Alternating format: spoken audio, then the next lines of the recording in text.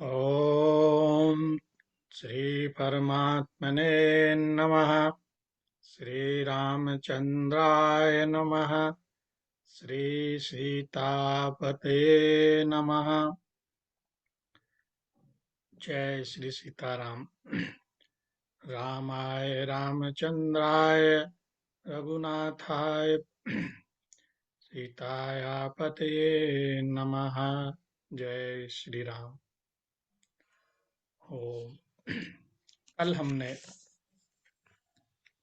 श्री वाल्मीकि रामायण के किष्किंधा कांड में 47वां सर्ग पूरा किया।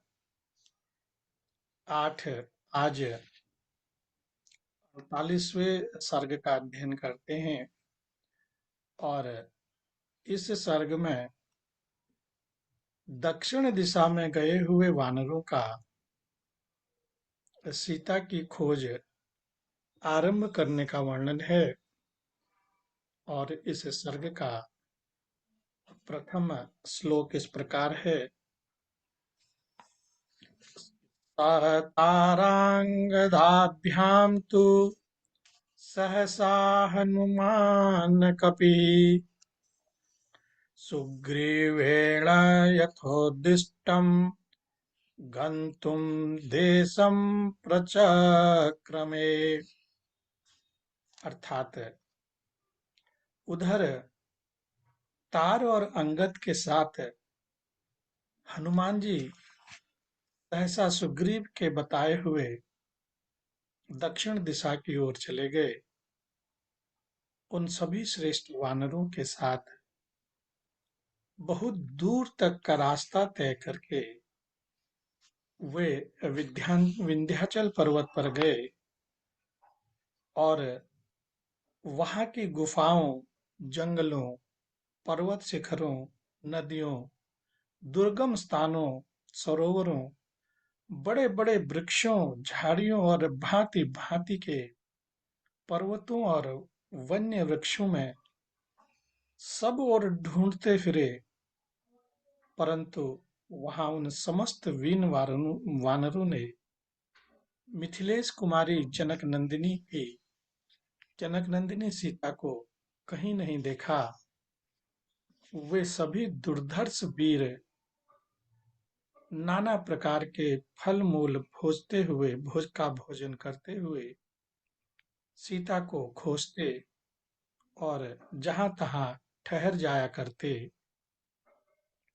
विंध्य पर्वत के आसपास का महान देश अब बहुत सी गुफाओं और जंगलों से भरा हुआ था। इससे वहां जानकी को ढूंढने में बड़ी कठिनाई होती थी। भयंकर दिखाई देने वाले वहां के सुनसान जंगलों में न तो पानी मिलता था और न कोई मनुष्य ही दिखाई देता था। वैसे जंगलों में भी खोज करते समय उन बानरों को अत्यंत कष्ट सहना पड़ा। वह विशाल प्रदेश अनेक गुहाओं और सघन वनों से व्याप्त था, अतः वहां अन्वेषण का कार्य बहुत कठिन प्रतीत होता था। तदनंतर वे समस्त वानर युद्धपति उस देश को छोड़कर दूसरे प्रदेश में घुसे, जहां जाना और भी कठिन था। तो भी उन्हें कहीं भी किसी से भय नहीं होता था। वहां के वृक्ष कभी फल नहीं देते थे, उनमें फूल भी नहीं लगते थे और उनकी डालियों में पत्ते भी नहीं थे। वहां की नदियों में पानी का नाम नहीं था और कंद मूल फल आदि तो वहां सर्वथा दुर्लभ दुर्लभ थे। उस प्रदेश में न भैंसे थे, न हिरन और न हाथी, न बाघ थे, न पक्षी, तथा वन में विचरने वाले अन्य प्राणियों का भी वहां अभाव था। वहां न पेड़ थे, न पौधे, न औषधियाँ, न लता, न बेलें। उस देश की पोखरियों में चिकने पत्तों और खिले हुए फूलों से युक्त कमल भी नहीं थे, इसलिए न तो वे देखने योग्य थीं, न उनमें सुगंध छा रही थी और न वहां भंवरे गुंजार कर रहे थे। पहले वहां कंडू नाम से प्रसिद्ध एक महाभाग सत्यवादी और तपस्या के धनी महर्षि रहते थे, जो बड़े अमर्षशील थे। अपने प्रति किए गए अपराध को सहन नहीं करते थे। शौच, संतोष आदि नियमों का पालन करने के कारण उन महर्षि को कोई तिरस्कृत या पराजित नहीं कर सकता था। उस वन में उनका एक बालक पुत्र, जिसकी अवस्था 10 वर्ष की थी, किसी कारण मर गया। उससे कुपित होकर वे महामुनि उस वन के जीवन का अंत करने के लिए उद्यत हो गए। जब धर्मात्मा महर्षि ने उस समूचे विशाल वन को वहां श्राप दे दिया, और जिससे वह आश्रयहीन, दुर्गम तथा पशु पक्षियों से शून्य हो गया, वहां सुग्रीव का प्रिय करने वाले उन महामनस्वी वानरों ने उस वन के सभी प्रदेशों, पर्वत की कंदराओं तथा नदियों के उद्गम स्थानों में एकाग्र चित्त होकर अनुसंधान किया, परंतु वहां भी उन्हें जनक नंदिनी सीता अथवा उनका अपहरण करने वाले रावण का कुछ भी पता नहीं चला। तत्पश्चात लताओं और झाड़ियों से व्याप्त हुए दूसरे किसी भयंकर वन में प्रवेश करके उन हनुमान आदि वानरों ने भयानक कर्म करने वाले एक असुर को देखा, जिसे देवताओं से कोई भय नहीं था। उस घोर निशाचर को पहाड़ के समान सामने खड़ा देख सभी बानरों ने अपने ढीले ढाले वस्त्रों को अच्छी तरह कस लिया और सब के सब उस पर्वताकार असुर से भिड़ने को तैयार हो गए। उधर वह बलवान असुर भी उन सब बानरों को देखकर बोला कि अरे, आज तुम सब मारे गए। इतना कहकर वह कुपित हो बंधा हुआ मुक्का तान कर उनकी ओर दौड़ा। उसे सहसा आक्रमण करते देख वाली पुत्र अंगद ने समझा कि यही रावण है, अतः उन्होंने आगे बढ़कर उसे एक तमाचा जड़ दिया। वाली पुत्र के मारने पर वह असुर मुंह से रक्त वमन करता हुआ फटकर गिरे हुए पहाड़ की भांति पृथ्वी पर जा पड़ा और उसके प्राण पखेरु उड़ गए। तत्पश्चात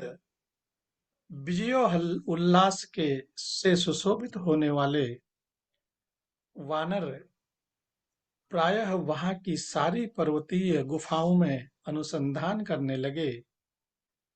और जब वहां के सारे प्रदेश में खोज कर ली गई, तब उन समस्त वनवासी वानरों ने किसी दूसरी पर्वतीय कंदरा में प्रवेश किया, जो पहले की अपेक्षा और भी भयानक थी। उसमें भी ढूंढते ढूंढते वे थक गए थे और निराश होकर निकल आए। फिर सब के सब एकांत में एक वृक्ष के नीचे खिन्न चित्त होकर बैठे और इस प्रकार श्री वाल्मीकि निर्मित आर्ष रामायण आदि काव्य का किष्किंधा कांड में 48वां सर्ग पूरा हुआ और अब उन 49वें सर्ग का अध्ययन करते हैं। इस सर्ग में अंगद और गंधमादन के आश्वासन देने पर वानरों का पुनः उत्साह पूर्वक अन्वेषण कार्य में प्रवृत्त होने का वर्णन है। और इस सर्ग का प्रथम श्लोक इस प्रकार है। अथांगदस्तदा सर्वान् वानरानिमब्रवीत् पारिश्रान्तो महाप्राज्ञः समाश्वास्य नैव च। तदनंतर परिश्रम से थके हुए महाबुद्धिमान अंगद संपूर्ण वानरों को आश्वासन देकर धीरे धीरे इस प्रकार कहने लगे कि हम लोगों ने वन, पर्वत, नदियां, गुफाएं, दुर्गम स्थान, घने जंगल और कंदराओं के भीतर प्रवेश करके अच्छी तरह देख डाली, परंतु उन स्थानों में न तो कहीं जानकी के दर्शन हुए और न उनका अपहरण करने वाला वह पापी राक्षस ही मिला। हमारा समय भी बहुत बीत गया है। राजा सुग्रीव का शासन बड़ा भयंकर है। अतः आप लोग मिलकर पुनः सब ओर सीता की खोज आरंभ करो।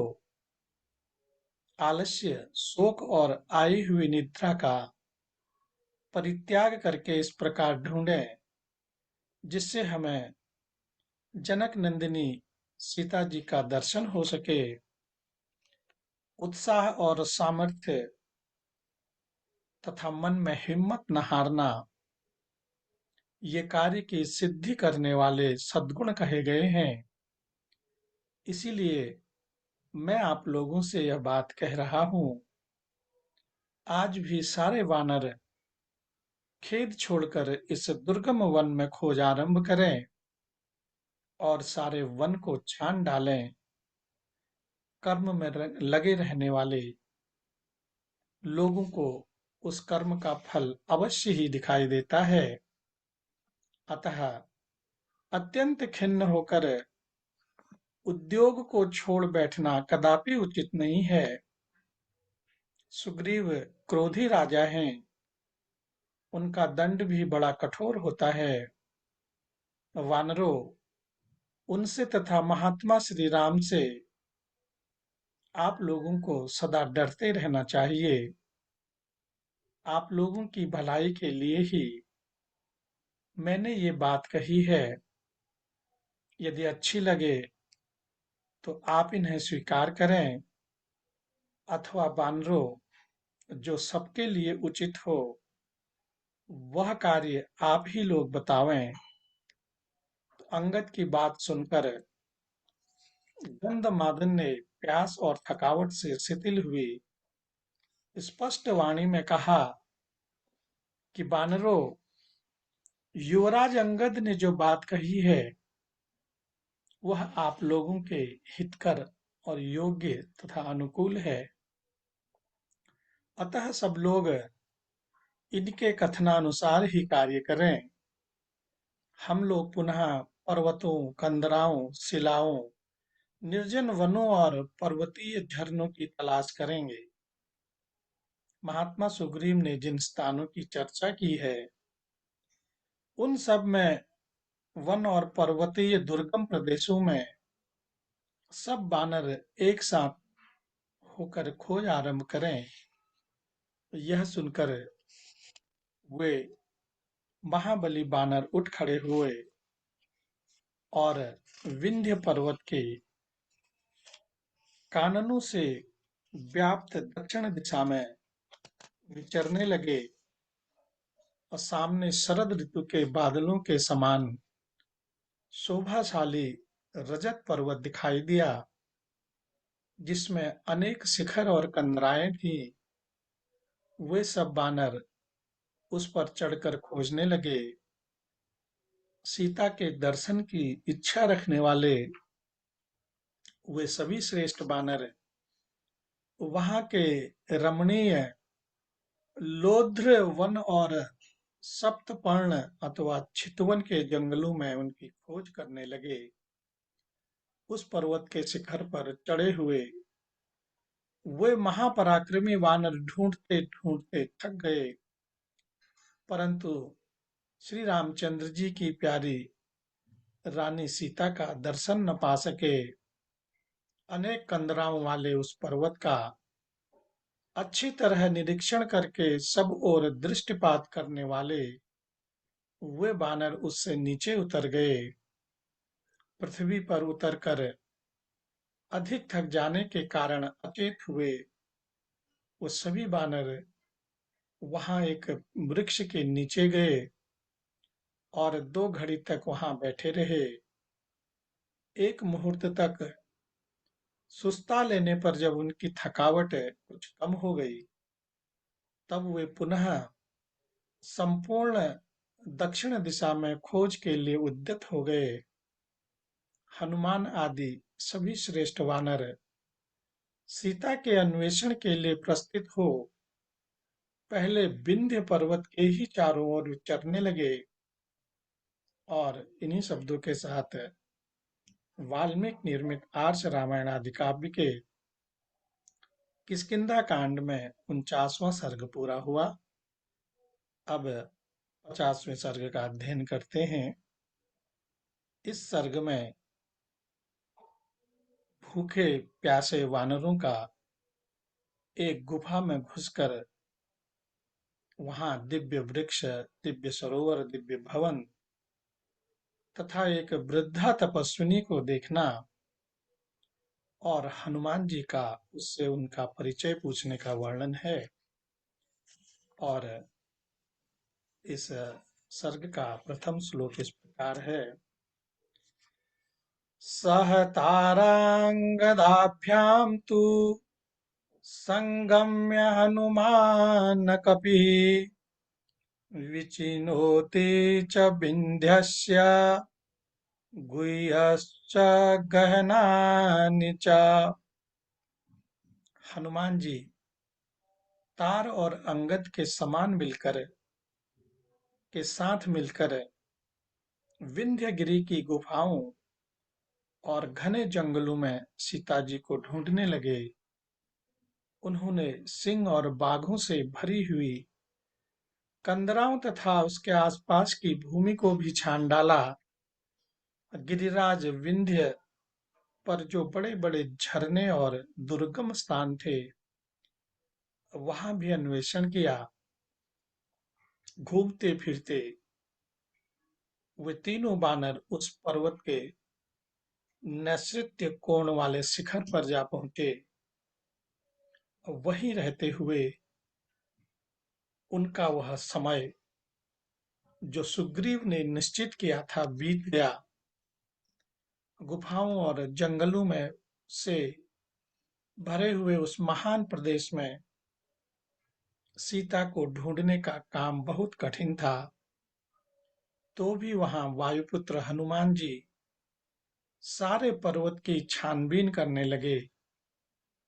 फिर अलग अलग एक दूसरे से थोड़ी ही दूर पर रहकर गज, गवाक्ष, गवय, शरभ, गंधमादन, मैंद, द्विविद, हनुमान, जाम्बुवान, युवराज अंगद तथा वनवासी वानर सॉरी तार ये दक्षिण दिशा के देशों में जो पर्वतमालाओं से घिरे हुए थे, सीता की खोज करने लगे।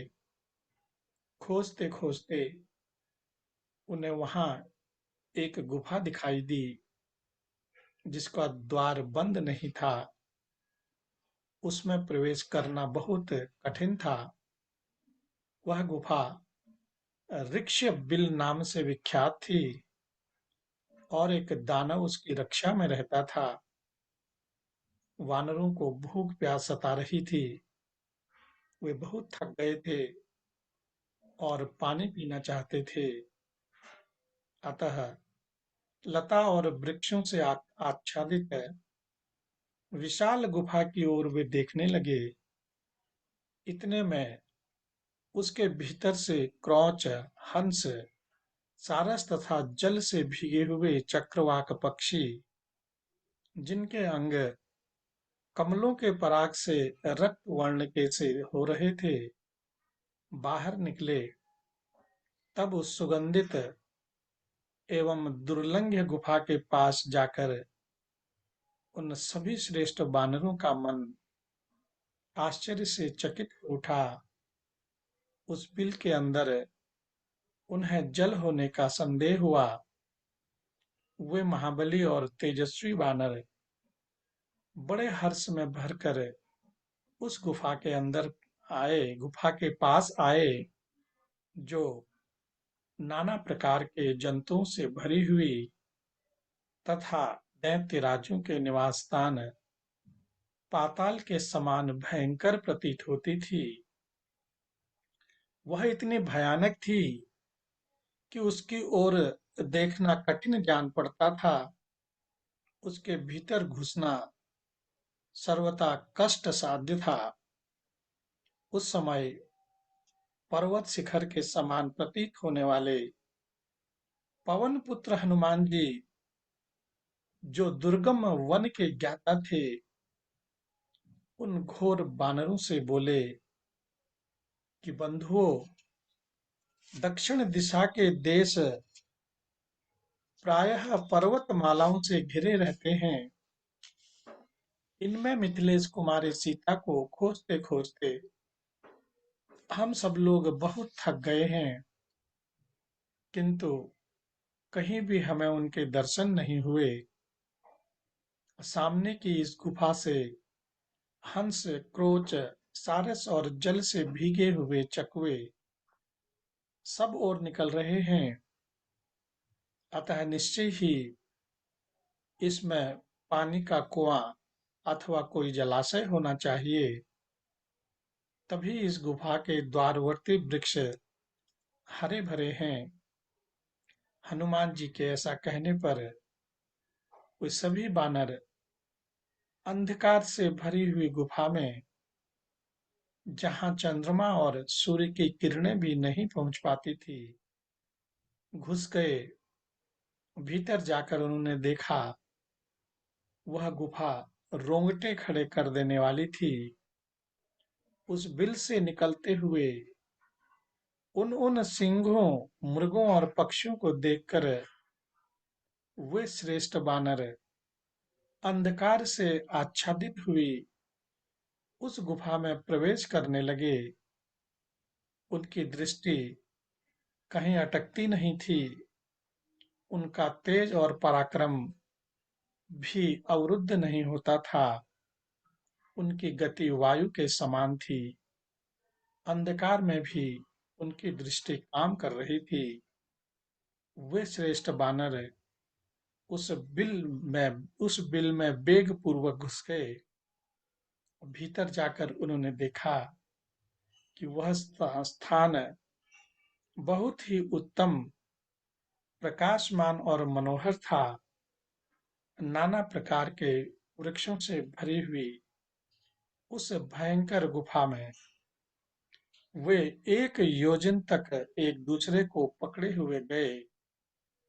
प्यास के मारे उनकी चेतना लुप्त हो रही थी। वे जल पीने के लिए उत्सुक होकर घबरा गए थे और कुछ काल तक आलस्य रहित हो उस बिल में लगातार आगे बढ़ते रहे। वे वानर वीर जब दुर्बल, खिन्न वदन और श्रांत होकर जीवन से निराश हो गए, तब उन्हें वहां प्रकाश दिखाई दिया।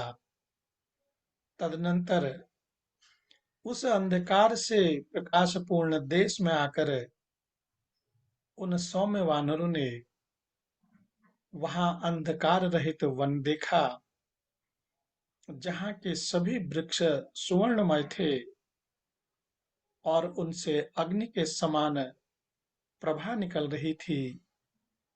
साल, ताल, तमाल, नागकेशर, अशोक, धव, चंपा, नागवृक्ष और कनेर, ये सभी वृक्ष फूलों से भरे हुए थे। विचित्र सुवर्णमयी गुच्छे और लाल लाल पल्लव मानो उन वृक्षों के मुकुट थे। उनमें लताएं लिपटी हुई थीं तथा वे अपने फलस्वरूप सुवर्णमय आभूषणों से विभूषित थे। वे देखने में प्रातःकालीन सूर्य के समान जान पड़ते थे। उनके नीचे वैदूर्य मणि की वेदी बनी हुई थी।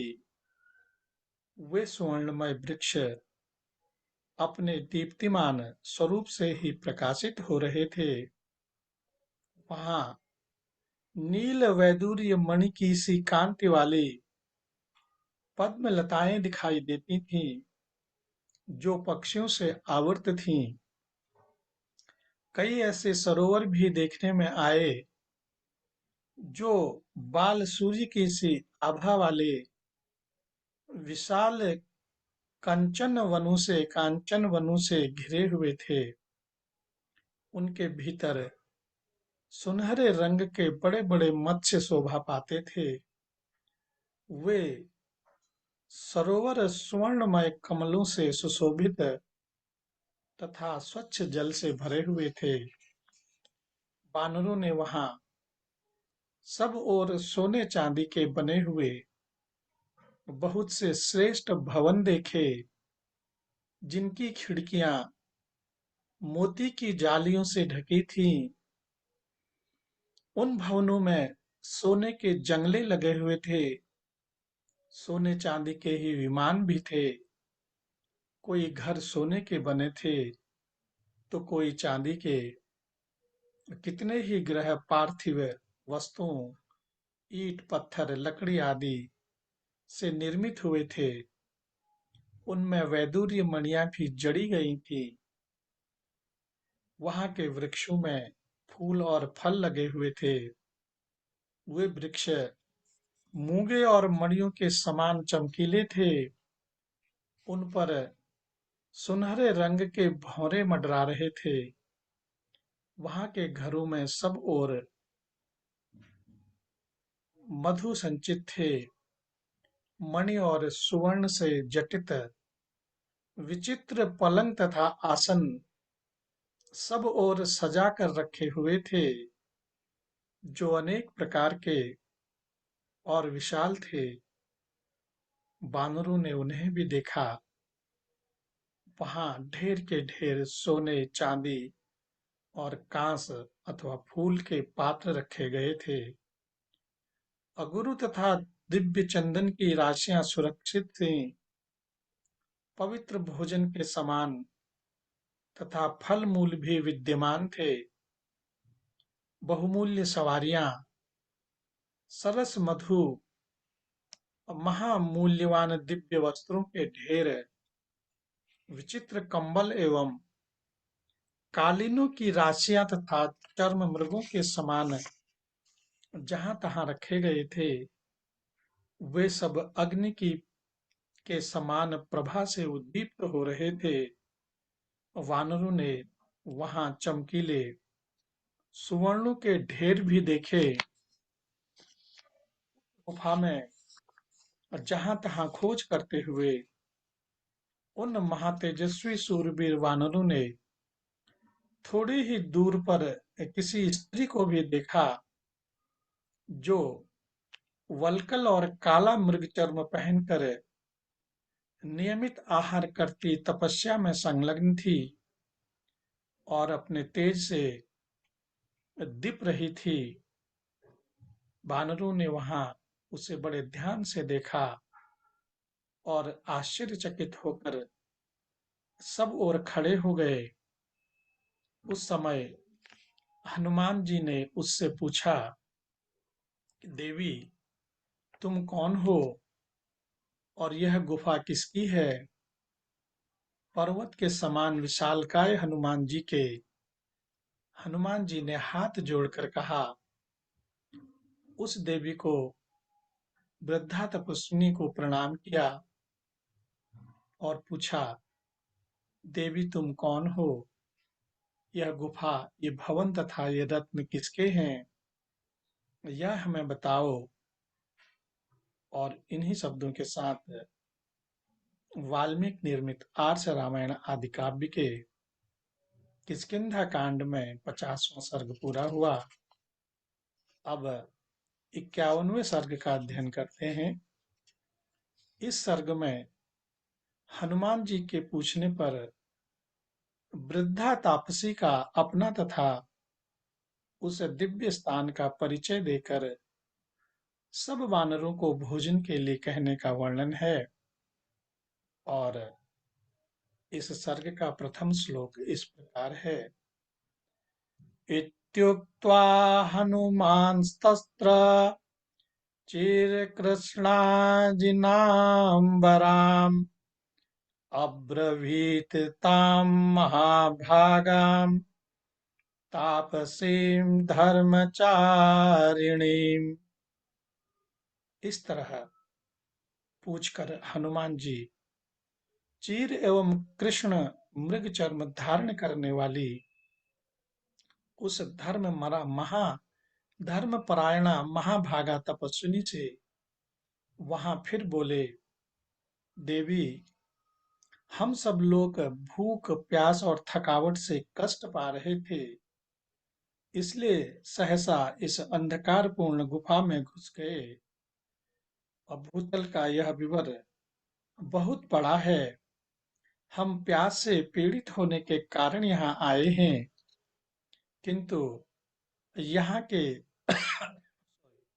ऐसे अद्भुत विविध पदार्थों को देखकर हमारे मन में बड़ी व्यथा हुई है।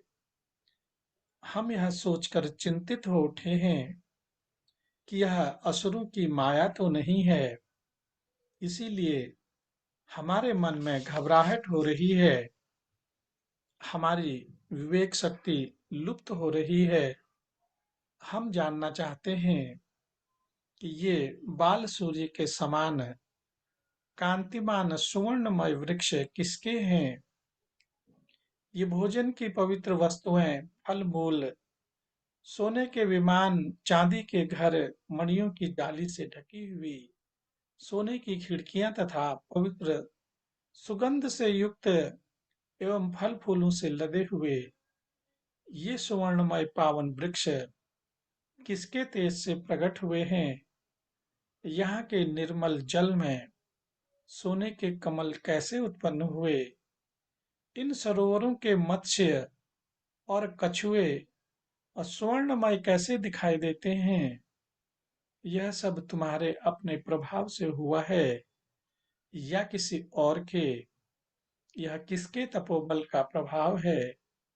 हम सब अनजान हैं, इसीलिए पूछते हैं। तुम हमें सारी बातें बताने की कृपा करो। हनुमान जी के इस प्रकार पूछने पर समस्त प्राणियों के हित में तत्पर रहने वाली उस धर्मपरायणा तापसी ने उत्तर दिया, वानर श्रेष्ठ, माया विशारद महातेजस्वी मय का नाम तुमने सुना होगा। उसी ने अपनी माया के प्रभाव से इस समूचे स्वर्णमय वन का निर्माण किया था। मयासुर पहले दानव शिरोमणियों का विश्वकर्मा था, जिसने उस दिव्य स्वर्णमय उत्तम भवन को बनाया है। उसने 1 सहस्त्र वर्षों तक वन में घोर तपस्या करके ब्रह्मा जी से वरदान के रूप में शुक्राचार्य का सारा शिल्प वैभव प्राप्त किया था। संपूर्ण कामनाओं के स्वामी बलवान मायासुर ने यहाँ की सारी वस्तुओं का निर्माण करके इस महान वन में कुछ काल तक सुखपूर्वक निवास किया था। आगे चलकर उस दानवराज का हेमा नाम की अप्सरा के साथ संपर्क हो गया। यह जानकर देवेश्वर इंद्र ने हाथ में वज्र ले उसके साथ युद्ध करके उसे मार भगाया और तत्पश्चात ब्रह्मा जी ने यह उत्तम वन, यहाँ का अक्षय काम भोग तथा यह सोने का भवन हेमा को दे दिया। मैं मेरुषा वर्ण की कन्या हूँ। मेरा नाम स्वयं प्रभा है। वानर श्रेष्ठ, मैं इस उस हेमा के इस भवन की रक्षा करती हूँ। नृत्य और गीत की कला में चतुर हेमा मेरी प्यारी सखी है। उसने मुझसे अपने भवन की रक्षा के लिए प्रार्थना की थी, इसीलिए मैं इस विशाल भवन का संरक्षण करती हूँ। तुम लोगों का यहाँ क्या काम है? किस उद्देश्य से तुम इन दुर्गम स्थानों में विचरण करते हो? इस वन में आना तो बहुत कठिन है। तुमने इसे कैसे देख लिया? अच्छा, ये शुद्ध भोजन और फल मूल प्रस्तुत हैं। इन्हें खाकर पानी पी लो, फिर मुझसे अपना सारा वृत्तांत कहो। और इन्हीं शब्दों के साथ वाल्मीकि निर्मित आर्ष रामायण आदि काव्य के किष्किंधा कांड में 51वां सर्ग पूरा हुआ। अब 52वें सर्ग का अध्ययन करते हैं। इस सर्ग में तापसी स्वयं प्रभा के पूछने पर वानरों का उसे अपना वृत्तांत बताना और उसके प्रभाव से गुफा के बाहर निकलकर समुद्र तट पर पहुंचने का वर्णन है। और इस सर्ग का प्रथम श्लोक इस प्रकार है।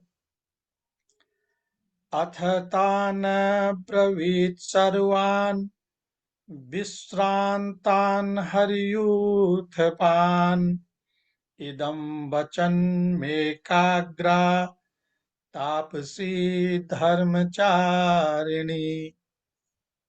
तत्पश्चात जब सब वानर यूथपति खा पीकर विश्राम कर चुके, तब धर्म का आचरण करने वाली वह एकाग्र हृदया तपस्विनी उन सबसे इस प्रकार बोली कि वानरों, यदि फल खाने से तुम्हारी थकावट दूर हो गई हो और यदि तुम्हारा वृत्तांत मेरे सुनने योग्य हो, तो मैं उसे सुनना चाहती हूँ। उसकी यह बात सुनकर पवन कुमार हनुमान जी बड़ी सरलता के साथ यथार्थ बात कहने लगे कि देवी, संपूर्ण जगत के राजा दशरथ नंदन श्रीमान भगवान श्री राम, जो देवराज इंद्र और वरुण के समान तेजस्वी हैं, दंडकारण्य में पधारे थे। उनके साथ उनके छोटे भाई लक्ष्मण तथा उनकी धर्म पत्नी विदेह नंदिनी सीता भी थीं। जनस्थान में आकर रावण ने उनकी स्त्री का बलपूर्वक अपहरण कर लिया। श्रेष्ठ वानरों का राजा वानर जातीय वीरवर सुग्रीव महाराज श्री रामचंद्र जी के मित्र हैं, जिन्होंने इन अंगद आदि प्रधान वीरों के साथ हम लोगों को सीता की खोज करने के लिए अगस्त्य सेवित और यमराज द्वारा सुरक्षित दक्षिण दिशा में भेजा है। उन्होंने आज्ञा दी थी कि तुम सब लोग एक साथ रहकर विदेह कुमारी सीता सहित उस इच्छा अनुसार रूप धारण करने वाले राक्षस राज रावण का पता लगाना। हमने यहाँ का सारा जंगल छान डाला। अब दक्षिण दिशा में समुद्र के भीतर उनका अन्वेषण करना है। अब तक सीता का कुछ भी पता नहीं लगा और हम लोग भूख प्यास से पीड़ित हो गए। अंत में हम सब के सब एक वृक्ष के नीचे थक कर बैठ गए। हमारे मुख की कांति फीकी पड़ गई थी। हम सभी चिंता में मग्न हो गए, चिंता के महासागर में डूबकर उसका पार पा नहीं पा रहे हैं। इसी समय चारों ओर दृष्टि दौड़ाने पर हमको यह विशाल गुफा दिखाई दी, जो लता और वृक्षों से ढकी हुई और अंधकार से आच्छन्न थी। और थोड़ी ही देर में इस गुफा से हंस, कुरर और सारस आदि पक्षी निकले, जिनके पंख जल से भीगे थे और उनमें कीचड़ लगी हुई थी। तब मैंने बानरों से कहा, अच्छा होगा कि हम लोग इसके भीतर प्रवेश करें। इन सब बानरों को भी यह अनुमान हो गया कि गुफा के भीतर पानी है। हम सब लोग अपने कार्य की सिद्धि के लिए उतावले थे ही, अतः इस गुफा में कूद पड़े। अपने हाथों से एक दूसरे को दृढ़तापूर्वक पकड़कर हम गुफा में आगे बढ़ने लगे। इस तरह सहसा हम लोगों ने अंधेरी गुफा में प्रवेश किया, और यही हमारा कार्य है और इसी कार्य से हम इधर आए हैं।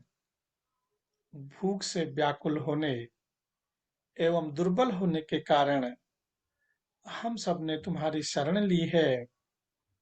तुमने आतिथ्य धर्म के अनुसार हमें फल और मूल अर्पित किए, और हमने भी भूख से पीड़ित होने के कारण उन्हें भरपेट खाया। देवी, हम भूख से मर रहे थे, तुमने हम सब लोगों के प्राण बचा लिए। अतः बताओ, ये बानर तुम्हारे उपकार का बदला चुकाने के लिए क्या सेवा करें? स्वयं प्रभा सर्वज्ञ थी। उन बानरों के ऐसा कहने पर उसने उन सभी यूथपतियों को इस प्रकार उत्तर दिया कि मैं तुम सभी वेगशाली वानरों पर यूं ही बहुत संतुष्ट हूँ। धर्मानुष्ठान में लगी रहने के कारण मुझे किसी से कोई प्रयोजन नहीं रह गया है। और उस तपस्विनी ने जब इस प्रकार धर्मयुक्त उत्तम बात कही, तब हनुमान जी ने निर्दोष दृष्टि वाली उस देवी से यूं कहा कि देवी, तुम धर्माचरण में लगी हुई हो, अतः हम सब लोग तुम्हारी शरण में आए हैं। और महात्मा सुग्रीव ने हम लोगों के लौटने के लिए जो समय निश्चित किया था, वह इस गुफा के भीतर घूमने में ही बीत गया। अब तुम कृपा करके हमें इस बिल से बाहर निकाल दो। और सुग्रीव के बताए हुए समय को हम लांघ चुके हैं, इसलिए अब हमारी आयु पूरी हो गई है। हम सब के सब सुग्रीव के भय से डरे हुए हैं, अतः तुम हमारा उद्धार करो। धर्मचारिणी, हमें जो महान कार्य करना है, उसे भी हम इस गुफा में रहने के कारण नहीं कर सके हैं। हनुमान जी के ऐसा कहने पर वह तापसी बोली कि मैं समझती हूँ, जो एक बार इस गुफा में चला आता है, उसका जीते जी यहाँ से लौटना बहुत कठिन हो जाता है। तथापि नियमों के पालन और तपस्या के उत्तम प्रभाव से मैं तुम सभी बानरों को इस गुफा से बाहर निकाल दूंगी। श्रेष्ठ वानरों, तुम सब लोग अपनी अपनी आंखें बंद कर लो। आंखें बंद किए बिना यहाँ से निकलना असंभव है। यह सुनकर सबने सुकुमार अंगुली वाले हाथों से आंखें मूंद ली। गुफा से बाहर निकलने की इच्छा से प्रसन्न होकर उन सब ने सहसा नेत्र बंद कर लिए। इस प्रकार उस समय हाथों से मुंह ढक लेने के कारण उन महात्मा बानरों को स्वयं प्रभा ने पलक मारते मारते बिल से बाहर निकाल दिया। तत्पश्चात वहां उस धर्मपरायणा तापसी ने उस विषम गुफा से बाहर निकले हुए समस्त वानरों को आश्वासन देकर इस प्रकार कहा कि श्रेष्ठ वानरों, यह रहा नाना प्रकार के वृक्षों और लताओं से व्याप्त शोभाशाली विंध्यगिरि। इधर यह प्रस्थवनगिरि है और सामने यह महासागर लहरा रहा है। तुम्हारा कल्याण हो। अब मैं अपने स्थान पर जाती हूँ। ऐसा कहकर स्वयं प्रभा उस सुंदर गुफा में चली गई और इसी के साथ श्री वाल्मीकि निर्मित आर्ष रामायण आदि काव्य के किष्किंधा कांड में 52वां सर्ग पूरा हुआ। आज बस यहीं तक पढ़ते हैं। इससे आगे की कथा अभी थोड़ा समय बाकी है, तो एक और अध्याय का अध्ययन कर लेते हैं। हम 53वें अध्याय का अध्ययन करते हैं। इस अध्याय में लौटने की अवधि बीत जाने पर भी कार्य सिद्ध न होने के कारण सुग्रीव के कठोर दंड से डरने वाले अंगद आदि वानरों का उपवास करके प्राण त्याग देने का निश्चय करने का वर्णन है। और इस सर्ग का प्रथम श्लोक इस प्रकार है कि ततस्थे दुर्दशुर्घोरम सागरम वरुणालयम अपारं भीगर्जन्तं घोरैरुर्मिभिराकुलम्। तदनंतर उन श्रेष्ठ वानरों ने वरुण की निवास भूमि भयंकर महासागर को देखा, जिसका कहीं पार नहीं था और जो भयानक लहरों से व्याप्त होकर निरंतर गर्जना कर रहा था। मायासुर के अपनी माया द्वारा बनाए हुए पर्वत की दुर्गम गुफा में सीता की खोज करते हुए उन वानरों का वह 1 मास बीत गया, जिससे राजा सुग्रीव ने लौटने का समय निश्चित किया था।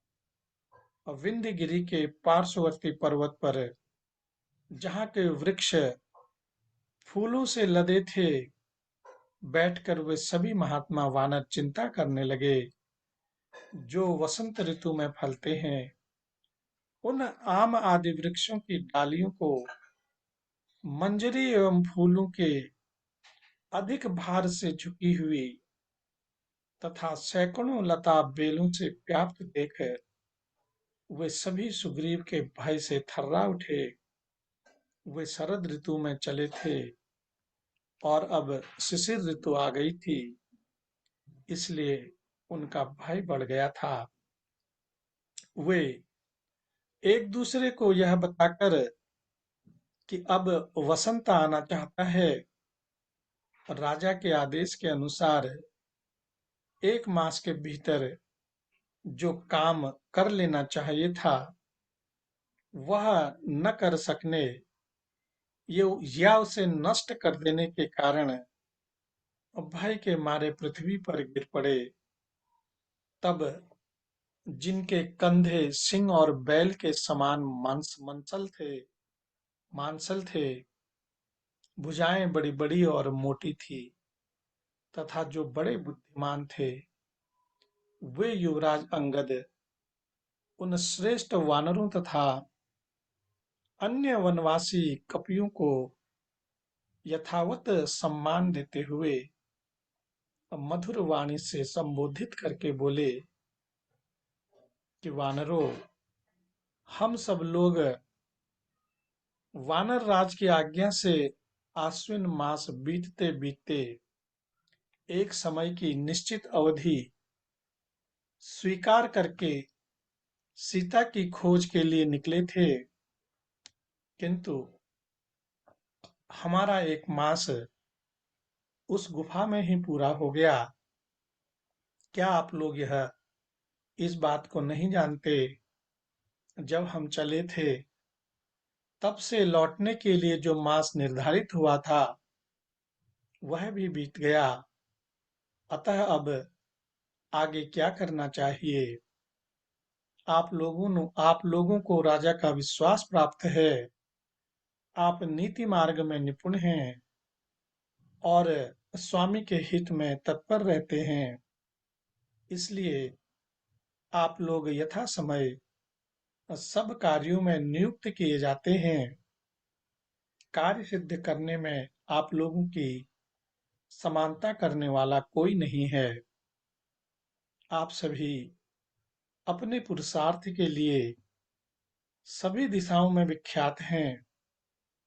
इस समय वानर राज सुग्रीव की आज्ञा से मुझे आगे करके आप लोग जिस कार्य के लिए निकले थे उसमें आप और हम सफल न हो सके। ऐसी दशा में हम लोगों को अपने प्राणों से हाथ धोना पड़ेगा, इसमें संशय नहीं है। भला वानर राज के आदेश का पालन न करके कौन सुखी रह सकता है? स्वयं सुग्रीव ने जो समय निश्चित किया था उसके बीत जाने पर हम सब वानरों के लिए उपवास करके प्राण त्याग देना ही ठीक जान पड़ता है। सुग्रीव स्वभाव से ही कठोर हैं, फिर इस समय तो वे हमारे राजा के पद पर स्थित हैं, और जब हम अपराध करके उनके पास जाएंगे तब वे कभी हमें क्षमा नहीं करेंगे। उल्टे सीता का समाचार न पाकर हमारा वध ही कर डालेंगे। अतः हमें आज ही यहाँ स्त्री, पुत्र, धन, संपत्ति और घर द्वार का मोह छोड़कर मरणांत उपवास आरंभ कर देना चाहिए। और ध्रुवम यहाँ से लौटने पर राजा सुग्रीव निश्चित ही हम सबका वध कर डालेंगे। अनुचित वध की अपेक्षा यही मर जाना हम लोगों के लिए श्रेयस्कर है। सुग्रीव ने युवराज पद पर मेरा अभिषेक नहीं किया है। अनायास ही महान कर्म करने वाले महाराज श्री राम ने ही उस पद पर मेरा अभिषेक किया है। राजा सुग्रीव ने तो पहले से ही मेरे प्रति वैर बांध रखा है। इस समय आज्ञा उल्लंघन रूप मेरे अपराध को देखकर पूर्वोक्त निश्चय के अनुसार तीखे दंड द्वारा मुझे मरवा डालेंगे। जीवन काल में मेरा व्यसन, राजा के हाथ से मेरा मरण देखने वाले सुहृदों से मुझे क्या काम है? यहीं समुद्र के पावन तट पर मैं मरणांत उपवास करूंगा।